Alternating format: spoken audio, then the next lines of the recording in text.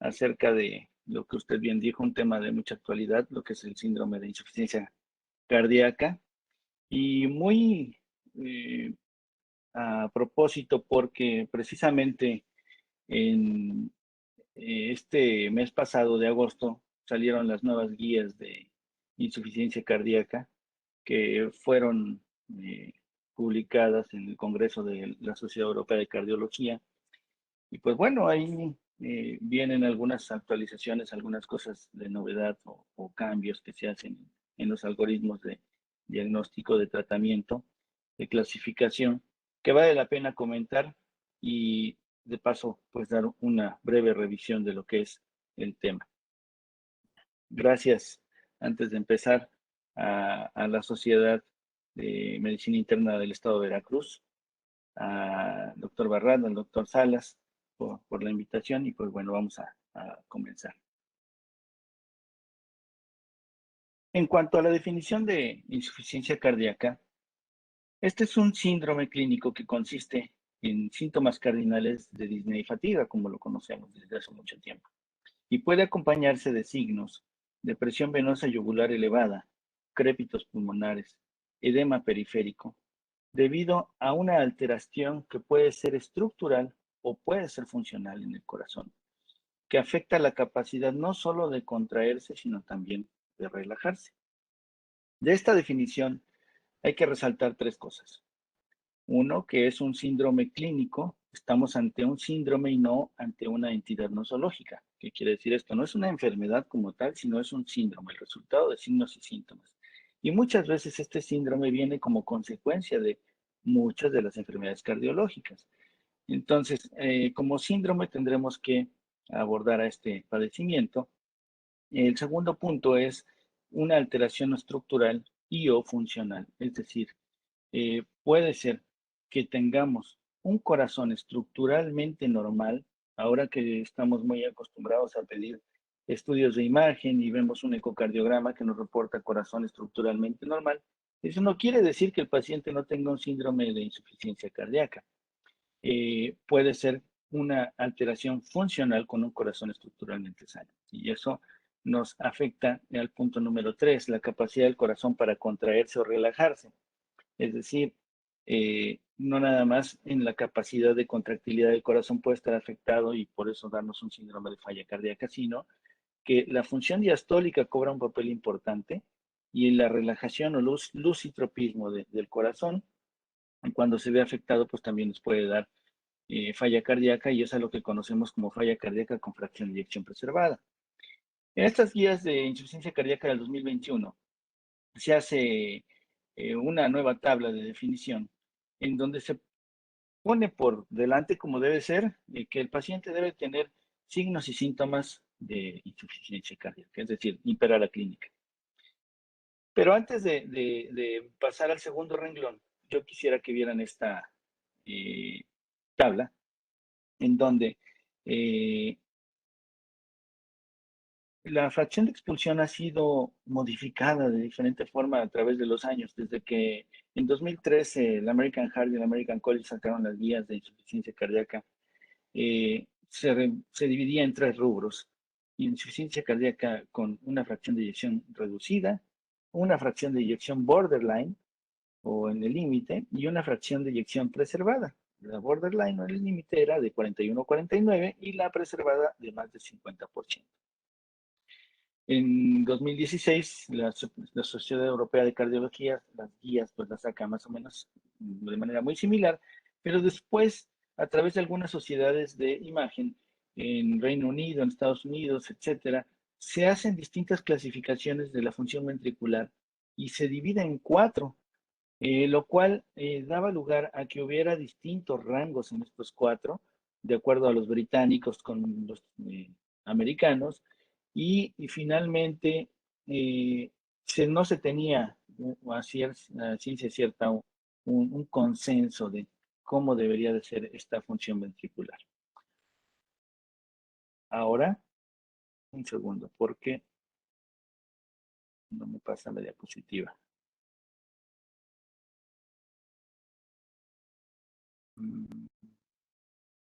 Listo.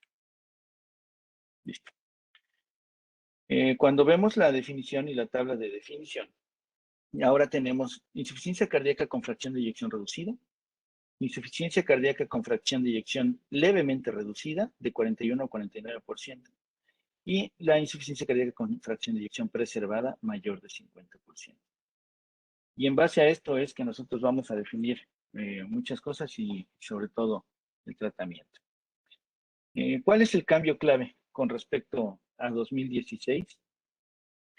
El término falla cardíaca con fracción de eyección en rango medio cambia por fracción de eyección levemente reducida. Y este término cambia porque algunos pacientes que estaban ubicados en el rango medio perdían el beneficio de los pacientes que tenían fracción de eyección reducida y no se les daba ese tratamiento. Entonces, perdían ese beneficio y podían mejorar aún más. Ahora es distinto.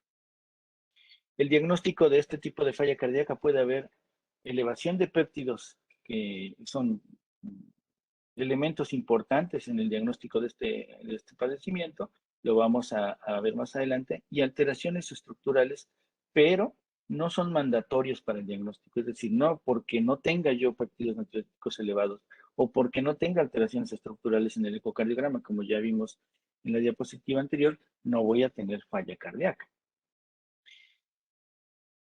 Con respecto a la epidemiología, la prevalencia de la enfermedad en Estados Unidos y en Europa es cercana al 2% y la incidencia es de 600,000 casos nuevos por año en Estados Unidos. ¿Por qué hablo de Estados Unidos? Porque desafortunadamente en México no tenemos el mismo registro de pacientes y no sabemos a ciencia cierta el número de pacientes que pueden tener este padecimiento y no dimensionamos el problema de salud pública que tenemos enfrente. Es la principal causa de hospitalización después de los 65 años en Estados Unidos. La insuficiencia cardíaca afecta a 26 millones de personas en todo el mundo. En México calculamos que existen cerca de 1.2 millones con el padecimiento o con este síndrome. En 2018, el INEGI contabilizó un promedio de 142,000 defunciones por enfermedades cardiovasculares, pero esas defunciones no se sabe específicamente cuántas son por insuficiencia cardíaca. Pero recordemos que muchos de los padecimientos, cardiopatía isquémica, hipertensión arterial, enfermedades valvulares, el común denominador en ellos es la insuficiencia cardíaca. Entonces, si consideramos eso, una gran cantidad de estos 142,000 pacientes probablemente fallece por falla cardíaca. De acuerdo con las estadísticas, lo que sí sabemos oficialmente es que actualmente en México, por cada 100,000 habitantes, 5.14 fallecen por causa de insuficiencia cardíaca, y los estados con mayores defunciones por insuficiencia cardíaca en México son Coahuila, San Luis Potosí, Oaxaca, Sinaloa y Baja California. La falla cardíaca es responsable del 1 al 3% de todas las admisiones hospitalarias que se hacen en Estados Unidos y en Europa. Y si no es similar, probablemente sea ligeramente superior en nuestro país. Habría que tener un registro, y urge un registro para poder saber cómo estamos en cuestión de este tipo de enfermedad. Las causas principales como etiología de la insuficiencia cardíaca son varias, pero debemos de hacer o de recalcar una, que es la cardiopatía isquémica, y que, bueno, padecimiento al cual ya hizo referencia el doctor Salas en la presentación. La cardiopatía isquémica es un problema muy importante a nivel mundial. La mayor parte de nuestros pacientes son isquémicos, y hay algunos que son isquémicos y no lo saben. Y estos pacientes después o durante el proceso hacen falla cardíaca. Es el gran grueso de pacientes con cardiopatía isquémica. Hay otros que como causas cardíacas tienen hipertensión arterial, ya lo dijimos, enfermedades valvulares, ya sean congénitas, degenerativas, inflamatorias, reumáticas, que ya no lo vemos tanto, o las infecciosas como la endocarditis. Las cardiomiopatías dilatadas, restrictivas, hipertróficas o las idiopáticas. Las miocardiopatías congénitas, las alteraciones de la conducción, que a veces pacientes con alteraciones de la conducción después de muchos años hacen cardiomiopatía dilatada, enfermedades del pericardio, tumores primarios del corazón o embolismo pulmonar son causas cardíacas. Pero hay otras causas extracardíacas como la diabetes, que no es infrecuente, el distiroidismo, la enfermedad pulmonar obstructiva crónica, falla renal, anemia, trauma torácico, tumores de manera secundaria en el corazón como metástasis, infecciosos, la enfermedad chagásica o la enfermedad por HIV que también puede producir falla cardíaca, eh, la cardiomiopatía periparto, las enfermedades alcohólicas o por depósitos de amiloide o infiltrativas, eh, pulmonares, arteriales como hipertensión, etcétera. Los padecimientos iatrogénicos, que son los fármacos que nosotros damos principalmente en terapias de cáncer, los fármacos quimioterápicos con mucha frecuencia se ve que desarrollan cardiotoxicidad, falla cardíaca, y es el motivo de que ahora esté muy en boga la cardio-oncología, que se encarga de ver estas afectaciones de los quimioterápicos sobre el corazón. En cuanto a la clasificación, pues sabemos desde hace muchos años, el American Heart y el American College desarrollaron esta clasificación en base o con base en los factores de riesgo y los síntomas. Sabemos que el paciente puede estar en un estadio A si no tiene si tiene factores de riesgo, no tiene síntomas, está en un estadio A. Los pacientes que tienen alteraciones de la estructura cardíaca, pero que no tienen síntomas, están en un estadio B. Los pacientes con alteración de la estructura y que ya están sintomáticos son los del estadio C. Y los pacientes con una falla cardíaca avanzada, que ya tienen síntomas, alteraciones estructurales, pero a pesar de tratamiento, que ya son refractarios a tratamiento, estos son los pacientes que están en el estadio D. Para este síndrome, utilizamos mucho la clasificación de la New York Heart Association, que es conocida por todos, en donde los pacientes pueden estar en alguno de los 3, 4 puntos en distintas etapas de la enfermedad, y que se refiere a los esfuerzos o la tolerancia a los esfuerzos, la disnea que presentan con solo con los grandes esfuerzos o con los medianos esfuerzos en el estadio 2, con los pequeños esfuerzos en el estadio 3 o en reposo, que son los pacientes que ya están en el estadio 4. Aquí vemos la clasificación de la función ventricular. Como lo dijimos ya hace rato, la Sociedad Europea de Cardiología maneja este tipo de separación, pero pues da orgullo y da ánimo saber que el posicionamiento mexicano de insuficiencia cardíaca, que fue publicado en mayo de 2021, antes de las guías, ya manejaba también este tipo de clasificación y es la que se mantiene. Pacientes que tienen fracción de expulsión disminuida, moderadamente disminuida, o los pacientes que tienen una fracción de eyección preservada. Finalmente, la etiología como clasificación, siempre habrá que buscar cuál es la causa, porque si hay una causa que se pueda identificar y tratar, el pronóstico será mucho mejor. Este es el ejemplo de un paciente de 56 años, solo como a manera de clasificación, que tiene cardiopatía isquémica y hace 2 años tuvo un infarto, está con disnea de medianos esfuerzos, y el ecocardiograma muestra una función ventricular de 35%. Este paciente, si lo clasificamos, podemos decir que tiene síndrome de insuficiencia cardíaca con fracción de expulsión del ventrículo izquierdo reducida, y que de acuerdo a la clasificación del American College y American Heart está en un estadio C, es decir, tiene alteraciones estructurales y tiene síntomas. Y de acuerdo a la New York Heart Association, a la Asociación Europea, de Nueva York, está en un estadio 2 como clase funcional con disnea de medianos esfuerzos. La etiología de este paciente pues es una etiología isquémica, y de esta forma deberíamos de clasificar a cada uno de nuestros pacientes que llega con falla cardíaca. En cuanto a la fisiopatología, aquí podríamos ahondar un poquito más, porque realmente en la fisiopatología es que están los cambios de lo que se ha venido conociendo de insuficiencia cardíaca. ¿Qué sabemos entonces de la fisiopatología de esta enfermedad? Que el sistema renina-angiotensina-aldosterona ha sido el centro fisiopatológico de la falla cardíaca durante muchos años. Su intervención ha sido fundamental en alterar la progresión de la enfermedad en pacientes con falla cardíaca con función sistólica reducida. Este síndrome involucra múltiples vías neurohumorales y los tratamientos inmunomoduladores del sistema neurohumoral ahora han cobrado relevancia y se hace necesario un mayor entendimiento del papel de estas vías fisiopatológicas.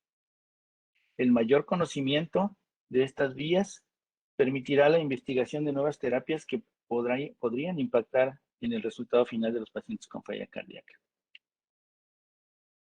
Nuevamente, no me dejo un segundo.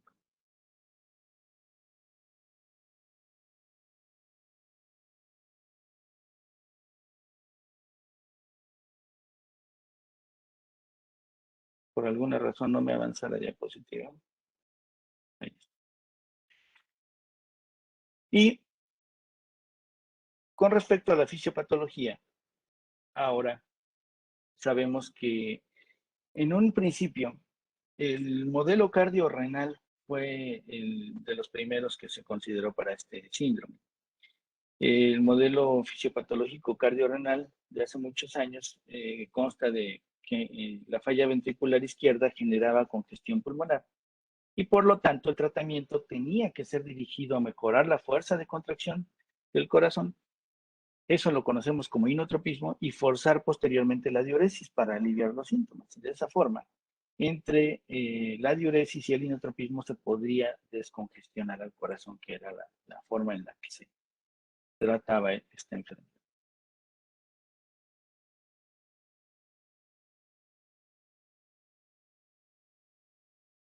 Mil disculpas, no me permite cambiar la diapositiva por alguna razón. Claro.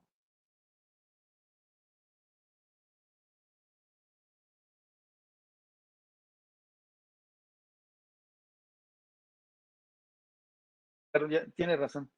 Eso es lo que pasa. Sí, porque le daba con el cursor y no me daba. Muchas gracias. En cuanto al modelo cardiorrenal, después de eso se consideró el modelo hemodinámico. Y en este modelo hemodinámico, adicionalmente al de congestión, la terapia con inotrópicos diuréticos se enriquece con vasodilatadores, nitratos, hidralazina y prazosin. Y fue la segunda etapa de tratamientos. Después de esto vino el modelo neurohumoral, pero el modelo neurohumoral, aunque ya tiene muchos años, empieza con la inhibición del sistema renina-angiotensina-aldosterona, con la inhibición de la noradrenalina. Y finalmente ahora podemos inhibir otras vías como son la neprilicina o los receptores SLGT2. Y con estas inhibiciones, bueno, ahora tenemos un cambio muy importante en el pronóstico y en el manejo de los pacientes. En el futuro se considera que el modelo molecular y de inflamación a través de estrategias regenerativas y de intervenciones genéticas podría no solo mejorar a los pacientes, sino tratar de reestructurar y de reparar el daño que se tenga. Pero bueno, ese es el futuro y lo que se pretende llegar a hacer en este tipo de padecimientos. Con respecto a la fisiopatología, sabemos que sea cual sea la etiología, esté dentro de los 4 factores de riesgo cardiovascular mayor que siempre manejamos: hipertensión, diabetes, dislipidemia y tabaquismo, esté dentro de un paciente isquémico o sea un paciente que tiene cardiotoxicidad por quimioterapia o un paciente que tiene una etiología viral por Chagas, el común denominador es el mismo, es injuria miocárdica, lo que se produce en el músculo cardíaco, y esto disminuye su contractilidad y altera la hemodinámica del corazón, del sistema cardiovascular. En esta alteración hemodinámica, en un principio, puede ser que el paciente no tenga síntomas, Y el paciente lo llegamos a ver ya más adelante cuando ya el sistema neurohumoral está activado como mecanismo de compensación en un principio, pero después este sistema neurohumoral a través del sistema nervioso autónomo, del sistema de renina, angiotensina, aldosterona y de las citocinas, llega a causar efectos deletéreos en el corazón. Las alteraciones de la estructura y función ventricular son un mecanismo compensador de estas tres vías, pero que al mismo tiempo me van a dar más alteración hemodinámica y el paciente que estaba asintomático ahora se va a volver sintomático. Puede ser que ya estemos en una fase avanzada con alteraciones estructurales importantes, dilatación, falla cardíaca clínicamente manifiesta, y es aquí a donde desde la época de los 80s se vio que la activación neurohumoral tenía una relación importante con la mortalidad en el estudio consensus. Los pacientes que más tenían mortalidad eran los que tenían niveles más elevados de noradrenalina, de angiotensina y de aldosterona. Y ahí fue cuando se empezó a ver en este estudio consensus que a través de los inhibidores de la enzima convertidora de angiotensina, específicamente en enalapril, se tenía una mejoría importante en la sobrevida de estos pacientes. El sistema renina-angiotensina, por lo tanto, el sistema nervioso autónomo y las citocinas como respuesta compensadora que hemos estado hablando, se van a ver contrarrestados con los efectos de los péptidos natriuréticos y de las sustancias vasoactivas. Y es aquí a donde está el cambio en los últimos años. Los péptidos natriuréticos que cobran relevancia a partir de este milenio, en el año 2000, y las sustancias vasoactivas van a poder generar los efectos contrarios y contrarreguladores a todos los efectos deleterios del sistema renina, angiotensina y aldosterona. Por lo tanto, la sobreactivación neurohumoral nos va a dar remodelación y progresión de la enfermedad. Recordemos en este punto que a lo que llamamos remodelación cardíaca en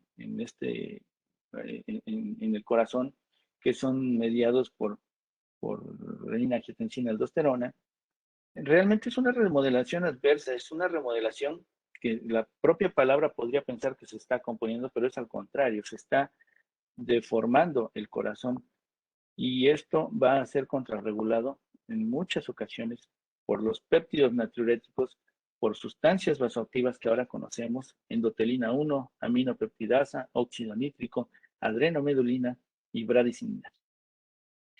El sistema simplificado del sistema renina-angiotensina-aldosterona, que conocemos también muy bien, con la progresión de angiotensinógeno hacia angiotensina 2 y a través de los receptores AT1, tiene efectos deleterios en distintas partes del cuerpo, en distintos órganos.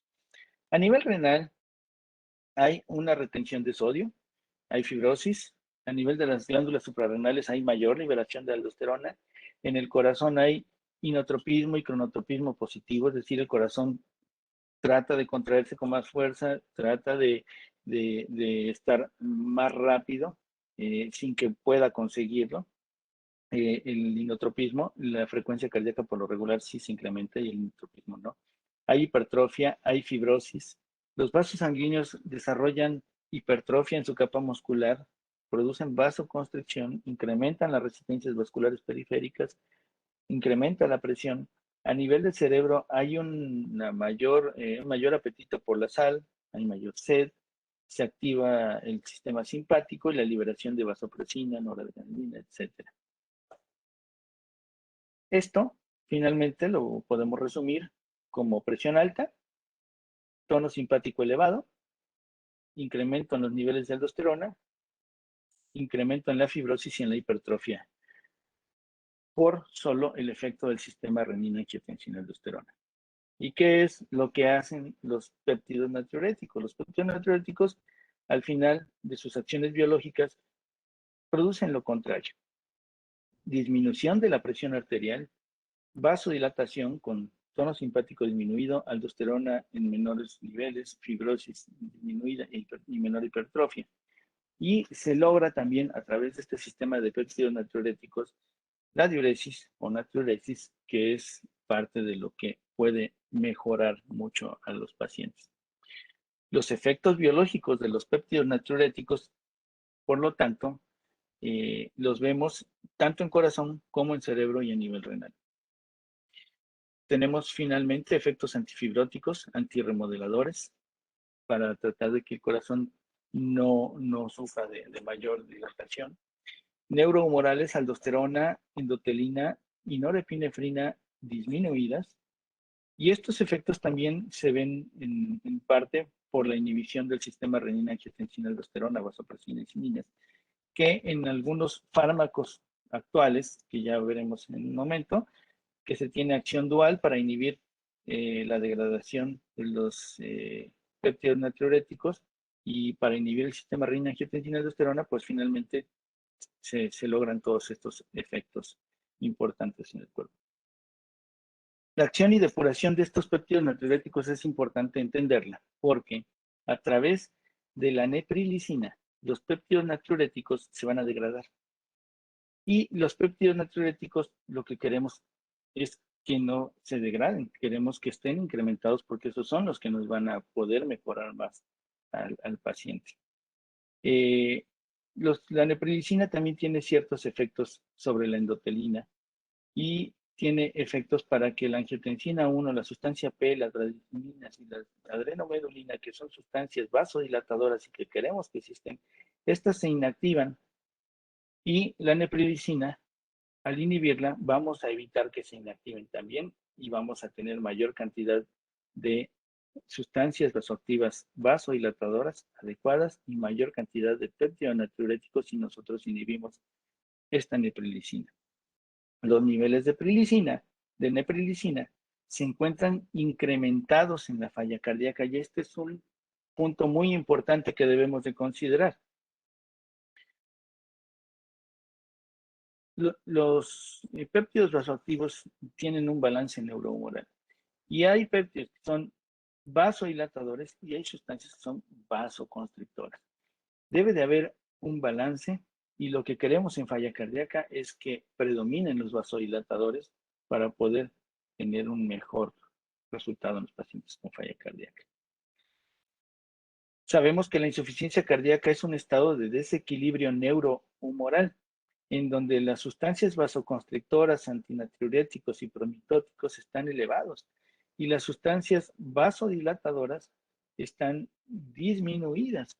Y lo que queremos es lo contrario, que estén aumentados los vasodilatadores y que estén aumentado el sistema natriurético para que disminuyan la contraparte. El pronóstico en insuficiencia cardíaca depende de los niveles también de péptidos natriuréticos.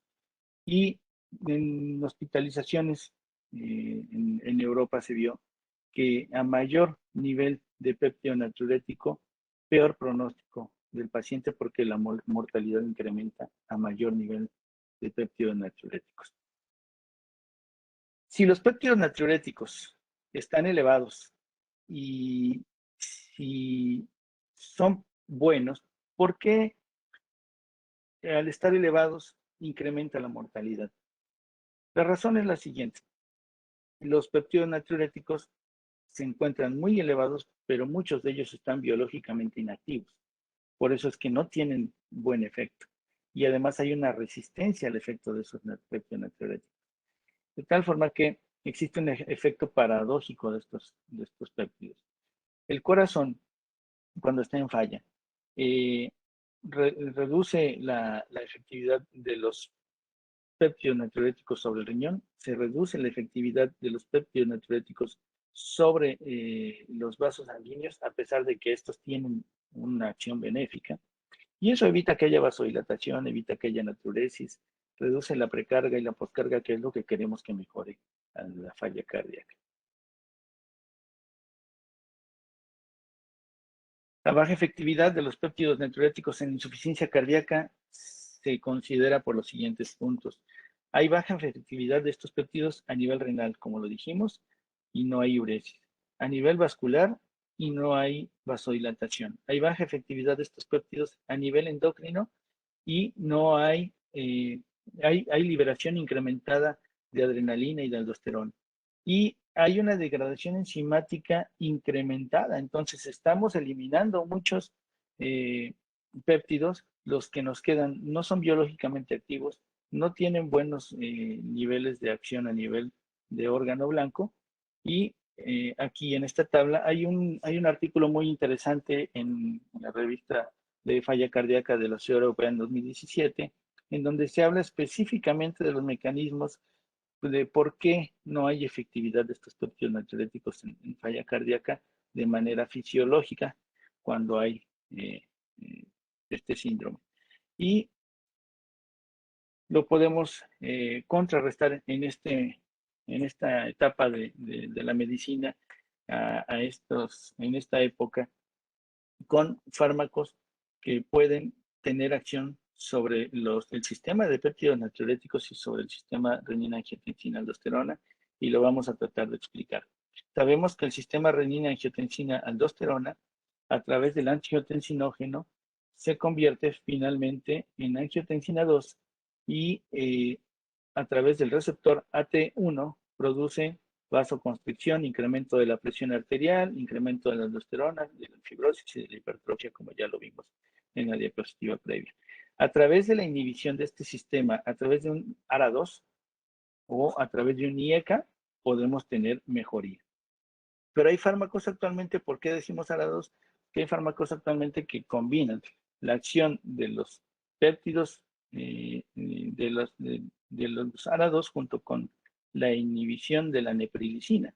La inhibición de la neprilicina hace que ya no me produzcan fragmentos inactivos de BNP. Los péptidos natriuréticos, entonces, al dejar de ser fragmentados, empiezan a incrementar y a tener mayor calidad en su acción. Por lo tanto, voy a tener mayor vasodilatación y disminución de la presión arterial, del tono simpático, de la aldosterona, de la fibrosis y de la hipertrofia. Esto es una respuesta fisiológica incrementada por los mismos péptidos natriuréticos a través de la inhibición de la neprilicina, que es dejar de que se estén inactivando estos péptidos. Sumado al bloqueo de la acción fisiopatológica que causa el sistema renina-angiotensina-aldosterona y sus efectos deleterios, nos vamos a poder ahora tener mayor efectividad para el tratamiento de estos pacientes. Finalmente, bueno, con respecto al diagnóstico, lo que dice la Sociedad Europea de Cardiología es que debemos de sospechar falla cardíaca primero por factores de riesgo y después por signos y síntomas. Le da una importancia a lo que es la clínica. Y si además de esto sospechamos, primero el primer estudio que debe tener un paciente con falla cardíaca es un electrocardiograma. Y en el electrocardiograma se pueden encontrar algunas alteraciones que vamos a ver más adelante. Después de esto, lo vamos a hacer un poco más grande. Debemos tener apoyo con moléculas como BNP o NT-proBNP, y si no están elevados el NT-proBNP o el BNP, el diagnóstico de falla cardíaca queda excluido. Tiene un gran valor predictivo negativo el hecho de que el BNP esté negativo, nos va a excluir la enfermedad en un 90%. Y si sí están incrementados, nos vamos a confirmar con un ecocardiograma para hacer la clasificación de nuestro paciente. Finalmente, en este mismo esquema que muestra la Sociedad Europea de Cardiología, nos dice que si confirmamos falla cardíaca, entonces nos vayamos a ver el fenotipo, si el paciente lo vamos a dejar en falla cardíaca reducida, falla cardíaca levemente reducida, o si tiene una falla cardíaca con fracción de expulsión preservada. Determinar la etiología y empezar el tratamiento. El diagnóstico entonces de la insuficiencia cardíaca es esencialmente clínico, y la realización de una exhaustiva anamnesis y una cuidadosa exploración física permite al médico establecer el diagnóstico. No obstante, esta hipótesis diagnóstica se puede reforzar mediante pruebas complementarias de imagen o analíticas y se deberá también hacer su clasificación de acuerdo al estadio clínico que tenga el paciente. Nos vamos a apoyar con pruebas diagnósticas y debemos de poner atención qué síntomas tiene mi paciente. ¿Tiene disnea, ortopnea, disnea paroxística nocturna o se fatiga fácilmente? Hay otros síntomas de menor frecuencia que no son tan específicos, pero que muchas veces sí se presentan en el paciente. En cuanto a los signos, que es lo que más presentan, pletora yugular o reflujo patuyugular, tercer ruido cardíaco, lo que conocemos como galope, el impulso apical desplazado hacia abajo y a la izquierda, y estos datos pues ya nos hablan de incluso si tan solo con la palpación del impulso apical, de que puede haber o no cardiomegalia. Hay veces en las que las placas radiográficas son muy evidentes, pero en algunas otras ocasiones no. Y es muy frecuente, me ha tocado mucho en consultorio ver pacientes que traen placas radiográficas que se indican ellos mismos o se hacen en un chequeo y muchas dicen que tienen cardiomegalia grado 1. Creo que hay que ser muy cautos en eso. A veces no son las proyecciones adecuadas. A veces debemos de considerar también la superficie corporal del paciente. Y para eso ahora el ecocardiograma no es una herramienta muy útil que hecha por manos de expertos, por especialistas en ecocardiografía y que afortunadamente ya cada vez hay más en el país. Podemos tener incluso la masa ventricular, podemos saber si realmente ese paciente tiene cardiomegalia o no, si tiene hipertrofia ventricular, si tiene dilatación de las aurículas, etcétera. Y eso lo vamos a poder tener a la mano. El electrocardiograma nos va a presentar 4 tipos de alteraciones específicamente. Yo diría que probablemente 5, si consideramos a otras arritmias cardíacas, no nada más la fibrilación auricular. Sabemos que puede haber FA en 15 a 30% de los casos con insuficiencia cardíaca y esto incrementa al doble la mortalidad. Debemos de identificarla. A veces hay pacientes que hacen FA paroxística y en el momento del consultorio, en el momento de la revisión no la tienen, pero debemos de llegar un poquito más allá con el interrogatorio, tratar de ubicar si el paciente tiene eventos de taquicardia, si son regulares o si son arrítmicas. Muchas veces el paciente cuando son paroxísticas lo puede identificar. Crecimientos de cavidades, lo que más se llega a encontrar es crecimiento del ventrículo izquierdo, pero el electro y la placa y el eco nos pueden dar a saber si hay crecimiento de aurículas, si hay alguna otra cavidad incrementada en sus diámetros. No olvidando que debemos de considerar siempre la superficie corporal del paciente, por eso es importante que el ecocardiograma sea hecho por gente que se dedica a esto, o cardiólogos especialistas en esto.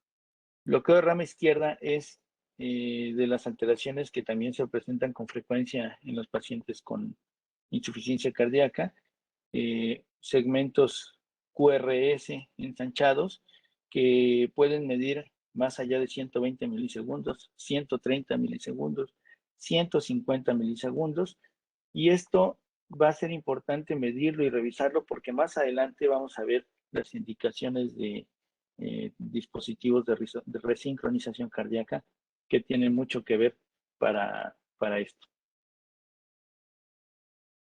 La presencia de ondas Q, recordemos que gran parte de los pacientes con cardiopatía isquémica desarrollan insuficiencia cardíaca o gran parte de los pacientes con falla cardíaca son isquémicos y esto lo vamos a saber muchas veces si el paciente llega, por ejemplo, con este electro, pues tuvo un infarto anterior extenso y probablemente la estructura del ventrículo izquierdo en la cara anterior pues ya no sea la más adecuada.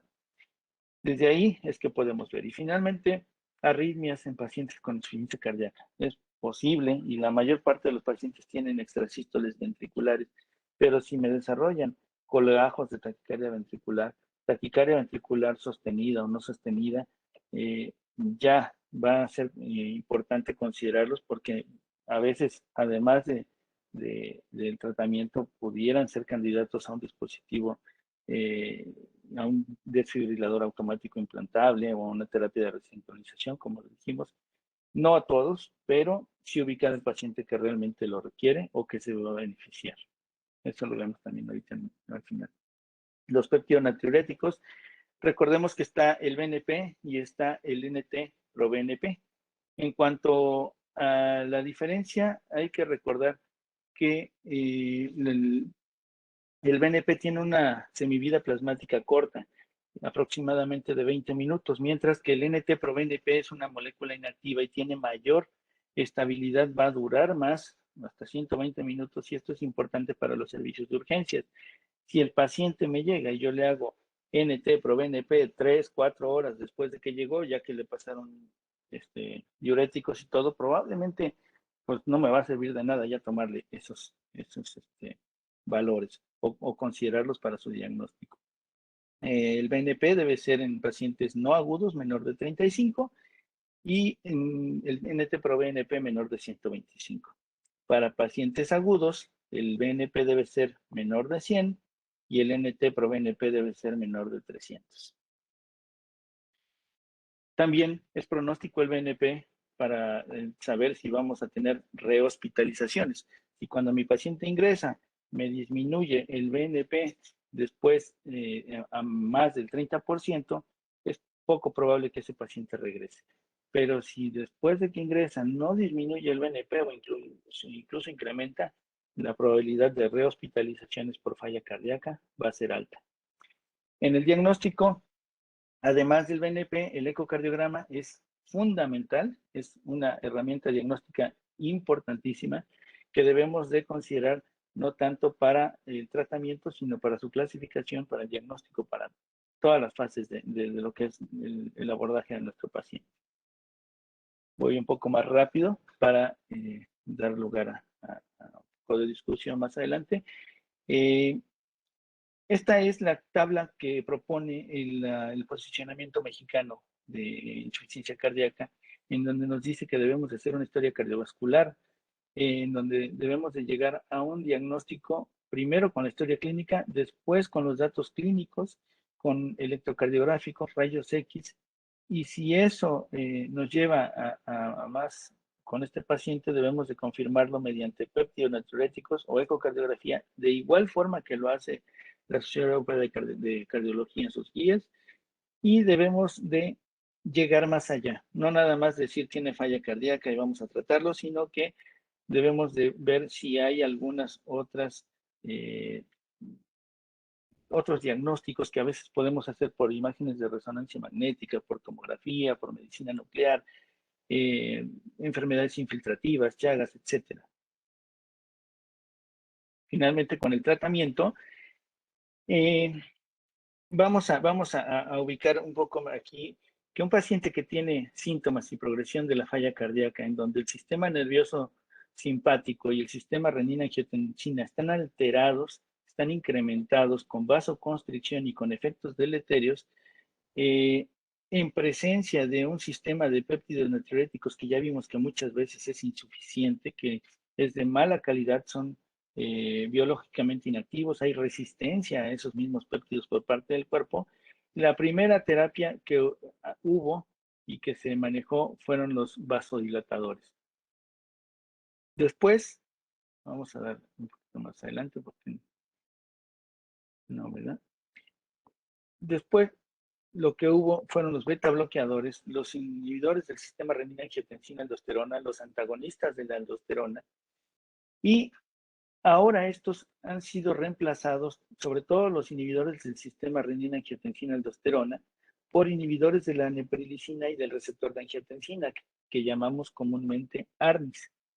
Estos medicamentos, que es sacubitril o valsartán, va a tener efecto inhibitorio sobre el sistema renina-angiotensina-aldosterona y nos va a disminuir la degradación del sistema de péptidos a través de la inhibición de la neprilicina. Y esto me va a mejorar a mi paciente porque voy a tener mayor cantidad de péptidos biológicamente activos y no se van a degradar tanto.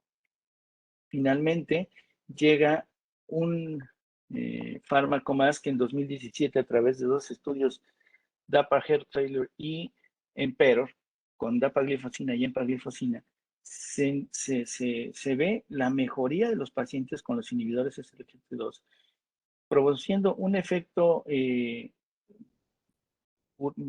glucosúrico, también de diuresis, produciendo un efecto energético a nivel del músculo miocárdico, y con esto tener 4 medicamentos principales para el tratamiento de la insuficiencia cardíaca a 2021.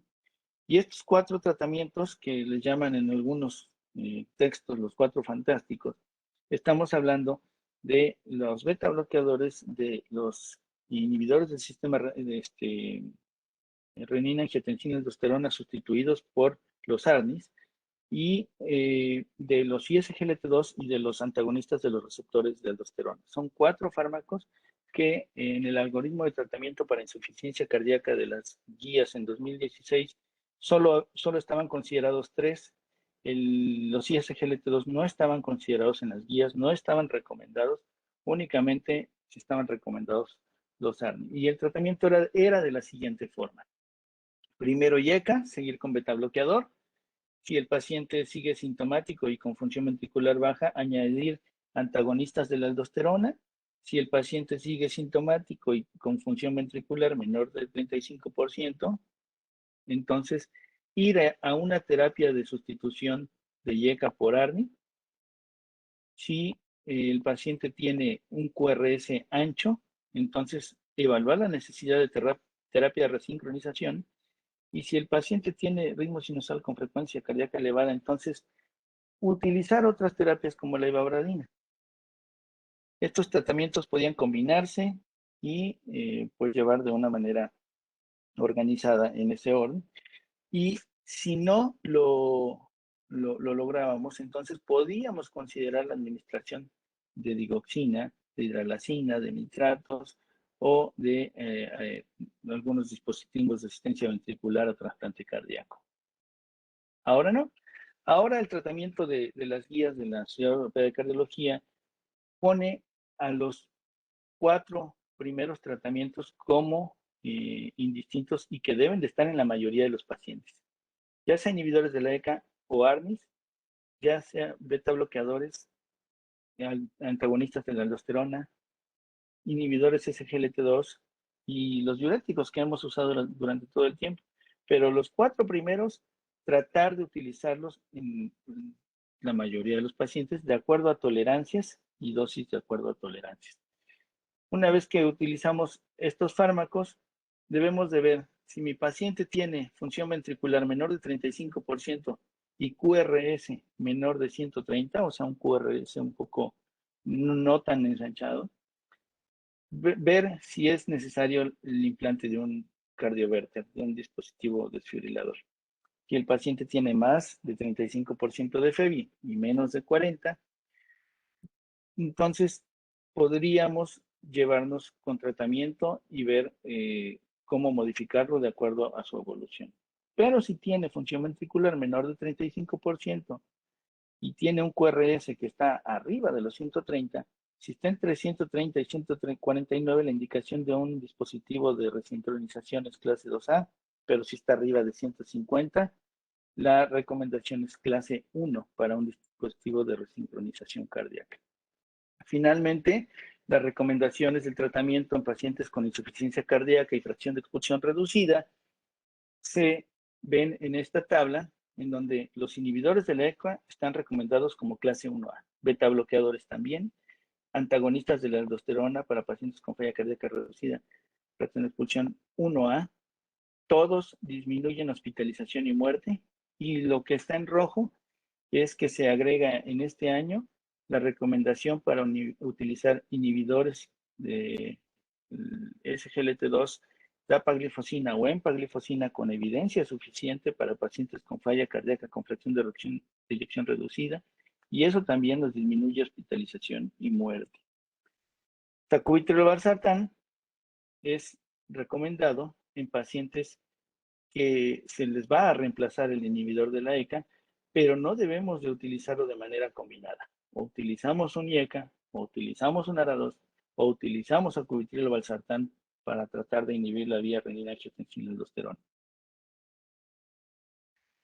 Otras terapias farmacológicas en pacientes seleccionados son los diuréticos de ASA, que los conocemos bien y siempre han sido muy útiles, sobre todo en pacientes agudos y en servicio de urgencias. Y los pacientes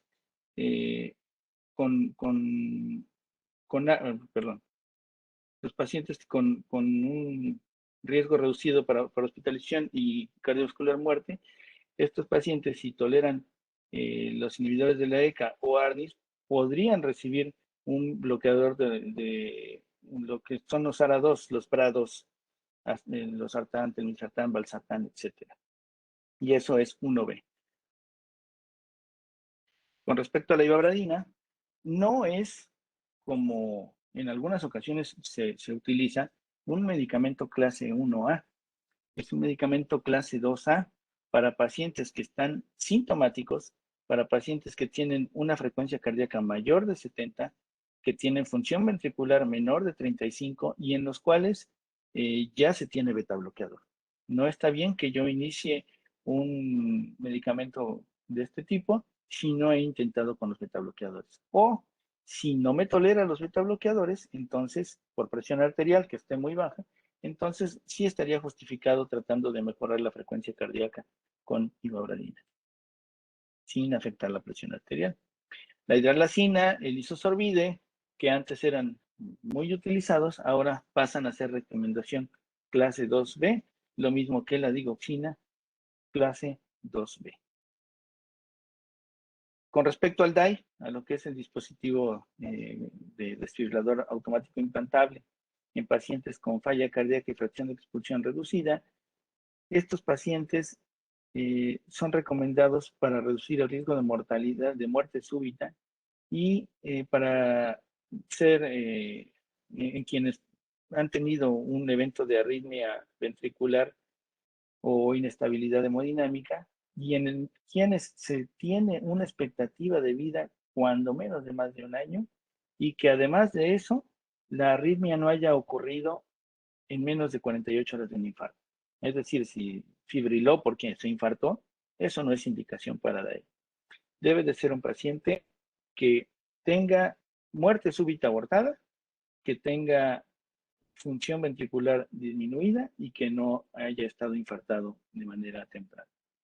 Y para prevención primaria, también es recomendado para evitar muerte súbita en pacientes sintomáticos, clase 2, 3 de la New York Heart, para pacientes de una etiología isquémica y que no tengan un infarto en los últimos 40 días, que tengan función ventricular menor de 35 y que tengan terapia médica de más de 3 meses, terapia médica óptima y que no se tengan resultados. Entonces, el DAI no es para todos los pacientes. Se necesita tener varios factores que se conjunten para esto.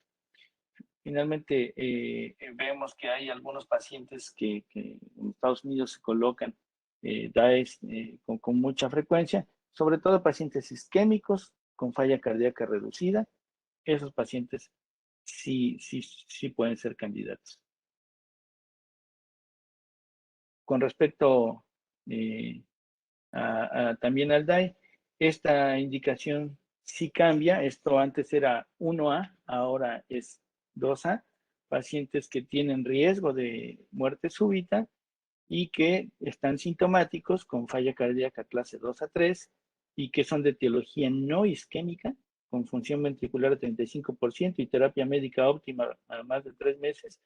Estos pacientes eran 1A, ahora ya no lo son 2A.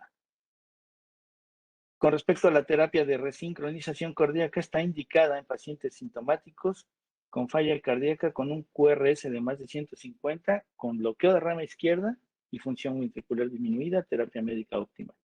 Estos pacientes son 1A. Esto también cambió, antes eran 1A, ahora los pacientes que tienen un QRS de 130, 149 de bloqueo de rama izquierda, estos ya no se debería de considerar de primera intención para resincronización. Y finalmente, los puntos clave en el cambio que quisiera resaltar con respecto a las guías de la Ciudad Europea, nueva terapia recomendada como clase 1A para falla cardíaca con fracción de eyección reducida, los inhibidores ISGLT2. Eso es algo que hay que considerar fuertemente y que ahora es 1A. Los 4 fármacos clave deberían ser iniciados tan rápido y seguro como sea posible. Se enfatiza la importancia de un manejo a la medida para cada paciente y el DAI para prevención primaria en pacientes con cardiomiopatía no isquémica ahora es 2A. Yo aquí agrego también nada más el hecho de decir que los inhibidores ISGLT2 en pacientes para falla cardíaca pueden ser usados aún con que el paciente no sea diabético. Y pues eso es todo. Muchas gracias. Muchas gracias, doctor Gerardo Carrión Valcárcel. Le agradecemos infinitamente. Estamos prácticamente en tiempo. No tengo preguntas escritas en el chat, así que le agradecemos a nombre del Colegio de Medicina Interna su participación. Brillante. Muchas gracias, doctor. Muy amable. Vamos a poner unas cortinillas por un minuto y regresamos con el doctor Isidoro Hoyos Calleja.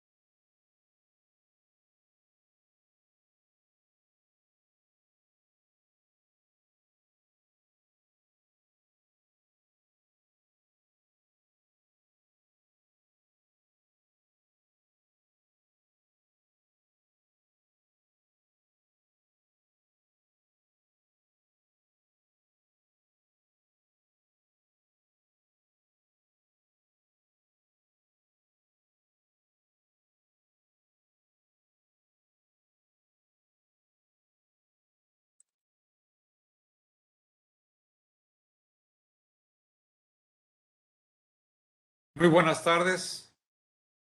Muy buenas tardes. Sean todos bienvenidos para aquellos que están iniciando las presentaciones brillantes del día de hoy.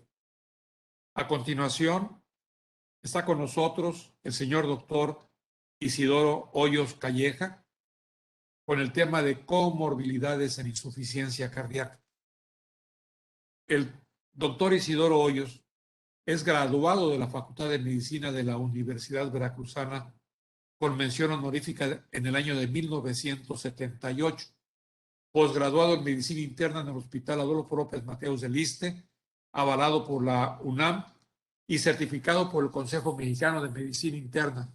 Es Fellowship del American College of Physicians y miembro del American College of Cardiology, experto universitario en el diagnóstico y tratamiento de la insuficiencia cardíaca y enfermedad coronaria por la Universidad Católica de Murcia, en España, exprofesor de la Residencia de Medicina Interna del Hospital de Especialidades número 14 de la UMAY, del Instituto Mexicano del Seguro Social, en Veracruz, y ex catedrático de la Universidad Villarrica, actualmente en el ejercicio privado de la especialidad.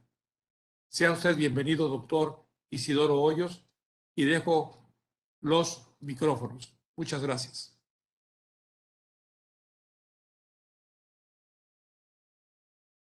Muchas gracias al Colegio de Medicina Interna del Estado de Veracruz, de manera particular